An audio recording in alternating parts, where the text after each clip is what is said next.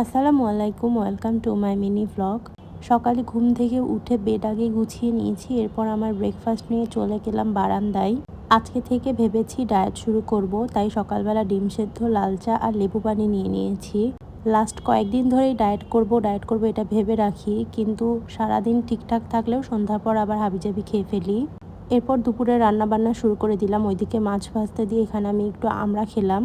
আর আজকে বারান্দায় খুবই সুন্দর একটা নয়নতারা ফুল ফুটেছিল, যেটা দেখলাম পড়ে গিয়েছে। সকালে দেখেছিলাম গাছেই ছিল।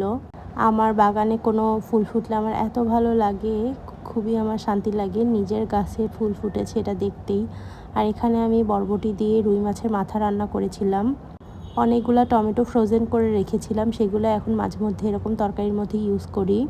আর এর মধ্যে আমি আমার লাঞ্চটাও সেরে নিলাম। এখানে বরবটিতে ইলিশ মাছের মাথা রান্না করেছিলাম, আর আগের দিনের ডাল দিয়ে কলা রান্না করা ছিল, সেটা আমি নিয়েছিলাম, আর সাথে লেবু। এরপর খাওয়া শেষে 1 কাপ কফি আমি রেগুলার খাই।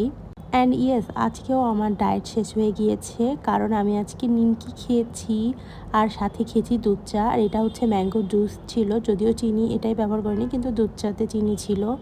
মানে কি আর বলবো।